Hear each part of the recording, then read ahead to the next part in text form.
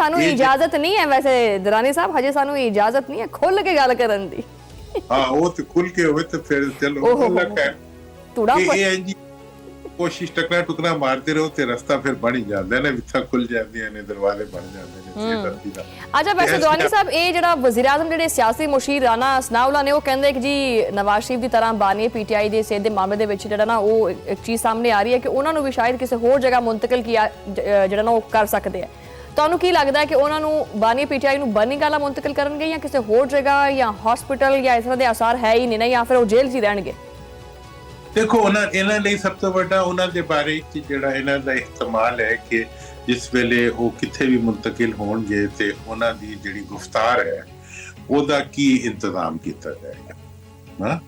ਮਤਲਬ ਉਹਨਾਂ ਦੀ ਗੁਫ਼ਤਾਰ ਤੋਂ ਇਹ ਯਕੀਨਨ ਘਬਰਾਉਂਦੇ ਨੇ ਔਰ ਉਹਦੀ ਤਾਕਤ ਤੋਂ ਵੀ ਘਬਰਾਉਂਦੇ ਨੇ। ਔਰ ਦੇਖੋ ਇਸ ਸਾਰੇ ਅਰਸੇ 'ਚ ਜਿਹੜਾ ਇਹ ਗੁਜ਼ਰਿਆ ਇਹਦੇ ਵਿੱਚ ਕੁਝ ਚੇਅਰਮੈਨ ਪੀਟੀਆਈ ਜਿਹੜੇ ਨੇ ਉਹਨਾਂ ਨੇ ਅਚੀਵਮੈਂਟਸ ਕੀਤੀਆਂ ਨੇ।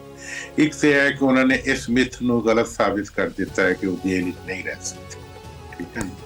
ਦੂਜਾ ਉਹਨਾਂ ਨੇ ਇਸ ਮਿਥ ਨੂੰ ਵੀ ਐਸਟੈਬਲਿਸ਼ ਕਰ ਦਿੱਤਾ ਹੈ ਕਿ ਉਹ ਹਰ ਇੱਕ ਦੇ ਖਿਲਾਫ ਖਲੋ ਸਕਦੇ ਨੇ, ਭਾਵੇਂ ਹਕੂਮਤ ਹੋਵੇ, ਭਾਵੇਂ ਐਸਟੈਬਲਿਸ਼ਮੈਂਟ ਹੋਵੇ, ਭਾਵੇਂ ਕੋਈ ਵੀ। ਇਹ ਵੀ ਤੀਸਰੀ ਗੱਲ ਇਹ ਹੈ ਕਿ ਉਹਨਾਂ ਨੇ ਆਪਣੇ ਆਪ ਨੂੰ ਇੱਕ ਜਿਹੜਾ ਕੀ ਕਹਿੰਦੇ ਨੇ ਕਿ ਇੱਕ ਤਹਿਰੀਕ ਔਰ ਇੱਕ ਮੁਤਹਰਿਕ ਔਰ ਇੱਕ ਜੇਲ੍ਹ ਦੇ ਅੰਦਰ ਹੋਣ ਤੋਂ ਬਾਵਜੂਦ ਉਹਨਾਂ ਨੇ ਆਪਣੀ ਪੋਪੂਲੈਰਿਟੀ ਦੇ ਅਪਵਰਡ ਗ੍ਰਾਫ ਨੂੰ ਮੇਨਟੇਨ ਕੀਤਾ ਹੈ। ਇਹ ਤੇ ਉਹਨਾਂ ਦੀ ਅਚੀਵਮੈਂਟਸ ਨੇ। ਦੂਜੇ ਪਾਸੇ ਹਕੂਮਤ ਦੀ ਵੀ ਅਚੀਵਮੈਂਟਸ ਨੇ। ਹਕੂਮਤ ਨੇ ਇਹ ਕੀਤਾ ਹੈ ਕਿ ਮੁੰਤਖਬ ਨਾ ਹੋਣ ਤੋਂ ਬਾਵਜੂਦ ਆਪਣੇ ਆਪ ਨੂੰ 2-2.5 ਸਾਲ ਟੋਰ ਲਿਆ। ਦੂਜੀ ਗੱਲ ਇਹ ਹੈ ਕਿ ਉਹਨਾਂ ਨੇ ਬਹਰਹਾਲ ਉਹ ਇਹ ਸੋਚ ਰਹੇ ਨੇ ਕਿ ਜੀ ਇਸ਼ਤਿਹਾਰਾਂ ਦੇ ਜ਼ਰੀਏ ਹੋਵੇ ਭਲੇ ਜਾਂ ਉਹਨਾਂ ਦੀ ਕੁਝ ਅਚੀਵਮੈਂਟਸ ਨੇ ਜਿਹੜੀਆਂ ਆਵਾਮ ਵਿੱਚ ਉਹਨਾਂ ਦੇ ਬਾਰੇ ਤਾਸੁਰ ਨੂੰ ਬਿਹਤਰ ਕਰ ਰਹੀਆਂ ਨੇ। ਇਹ ਉਹਨਾਂ ਦੀ ਵੀ ਇਹ ਅਚੀਵਮੈਂਟ ਹੈ। ਤੀਜਾ ਇਹ ਹੈ ਕਿ ਜਿਹੜਾ ਰੀਸੈਂਟ ਉਹਨਾਂ ਨੇ ਸਖਤੀਆਂ ਕੀਤੀਆਂ ਨੇ ਤੇ ਉਹ ਸਮੇਂ KPK ਹਕੂਮਤ ਨੂੰ ਵੀ ਉਹ ਲਾਈਨ ਤੇ ਲੈ ਆਏ ਨੇ। ਪੀਪਲਸ ਪਾਰਟੀ ਦੀ ਜਿਹੜੀ ਫੀਲਡ ਵਿੱਚ ਕਿਆਦਤ ਹੈ ਉਹ ਹੁਣ ਉਹਨਾਂ ਦੀ ਮਰਜ਼ੀ ਦੇ ਉੱਤੇ ਆ ਗਈ ਹੈ। ਮਤਲਬ ਉਹਨਾਂ ਦੇ ਮਰਜ਼ੀ ਦੇ ਲੋਕ ਜਿਹੜੇ ਨੇ ਉਹਨੂੰ ਲੀਡ ਕਰ ਰਹੇ ਨੇ। ਇਹ ਉਹ ਆਪਣੀ ਹੁਣ ਦੋਵੇਂ ਪਾਸੇ ਅਚੀਵਮੈਂਟਸ ਹੈਗੀਆਂ ਨੇ ਤੇ ਹੁਣ ਇਹਨਾਂ ਅਚੀਵਮੈਂਟਸ ਦੀ ਰੋਸ਼ਨੀ ਵਿੱਚ ਉਹਨਾਂ ਨੂੰ ਆਪਸ ਵਿੱਚ ਗੱਲ ਨੂੰ ਸੈਟਲ ਡਾਊਨ ਕਰਨ ਦੀ ਜ਼ਰੂਰਤ ਹੈ।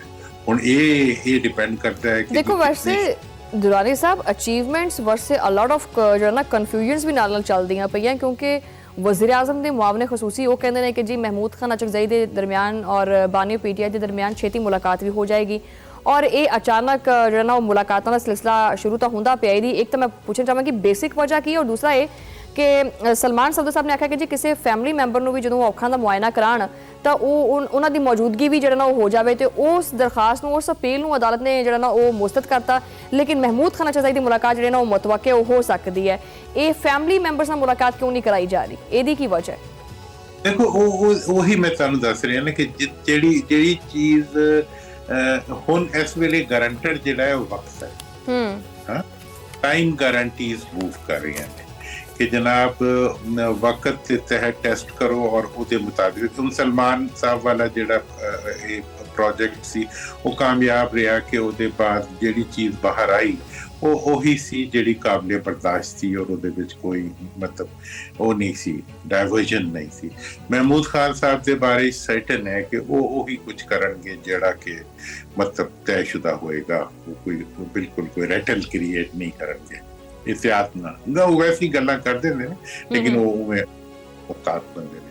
ਤੀਜੀ ਤਰਫ ਇਹ ਹੈ ਕਿ ਫੈਮਿਲੀ ਵਾਲੇ ਜਿਹੜੇ ਨੇ ਉਹ ਗੈਰ ਸਿਆਸੀ ਵੀ ਨੇ, ਥੋੜੇ ਜਿਹੇ ਅਨਪ੍ਰੈਡਿਕਟੇਬਲ ਵੀ ਨੇ, ਇਸ ਲਈ ਉਹਨਾਂ ਨੂੰ ਥੋੜਾ ਜਿਹਾ ਉਹ ਟਾਈਮ ਟ੍ਰੀਟਮੈਂਟ ਮਿਲ ਰਿਹਾ। ਲੇਕਿਨ ਮੇਰਾ ਆਪਣੀ ਓਪੀਨੀਅਨ ਇਹ ਹੈ ਕਿ ਇਸ ਸਾਰੀ ਸੂਰਤ ਹਾਲ ਵਿੱਚ ਇਹ ਜਿਹੜਾ ਮੈਂ ਕੁਇਡ ਪ੍ਰੋ ਕੋ ਦਾ ਵਰਡ ਯੂਜ਼ ਕੀਤਾ, ਦੇਖੋ ਇੱਕ ਸਾਡੀ ਹਿਸਟਰੀ ਨੇ ਇੱਕ ਫੈਸਲਾ ਕਰ ਦਿੱਤਾ ਫੈਸਲਾ ਕੀਤਾ ਹੈ ਕਿ ਜਿਹੜੇ ਸਿਆਸੀ ਮੁਖਾਲਿਫ ਹੁੰਦੇ ਨੇ ਉਹਨਾਂ ਨੂੰ ਖਤਮ ਨਹੀਂ ਕੀਤਾ ਜਾ ਸਕਦਾ। ਠੀਕ ਹੈ, ਭੁੱਟੋ ਸਾਹਿਬ ਦਾ ਤਜਰਬਾ ਸਾਡੇ ਸਾਹਮਣੇ ਹੈ। ਭੁੱਟੋ ਸਾਹਿਬ ਨੂੰ ਅਸੈਸੀਨੇਟ ਕੀਤਾ ਗਿਆ, ਉਹਦੇ ਨਤੀਜੇ ਇਹ ਹੋਇਆ ਕਿ ਅੱਜ ਵੀ ਭੁੱਟੋ ਜ਼ਿੰਦਾ ਹੈ। ਠੀਕ ਹੈ ਨਾ ਜੀ। ਬੀਬੀ ਨੂੰ ਅਸੈਸੀਨੇਟ ਕੀਤਾ ਗਿਆ, ਅੱਜ ਵੀ ਬੀਬੀ ਜ਼ਿੰਦਾ ਹੈ। ठीक है ना जी।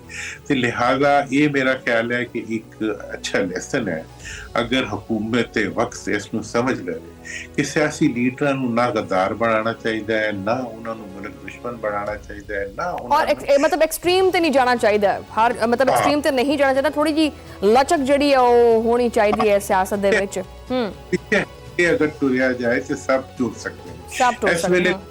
हुकूमत ने ये फैसला किया हुआ है कि उन्होंने जनाब ऑपोजिशन ਨੂੰ गद्दार से पता नहीं मकार से मुल्क दुश्मन से दहशतगर्द सब कुछ ਹੁਣ ਇਹ ਵਜ਼ੀਰਾਂ ਦੇ ਮੂੰਹ ਵੀ ਤੁਸੀਂ ਵੇਖਿਆ ਥੋੜੇ ਦੇਰ ਲਈ ਬੰਦ ਹੋ ਗਏ ਬਿਲਕੁਲ ਸਹੀ।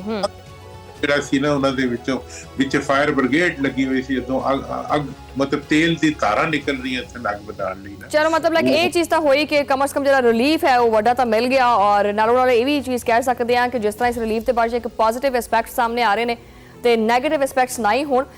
ਦੁਰਾਨੀ ਸਾਹਿਬ ਬਹੁਤ ਬਹੁਤ ਸ਼ੁਕਰੀਆ ਤੁਸੀਂ ਟਾਈਮ ਦਿੱਤਾ ਔਰ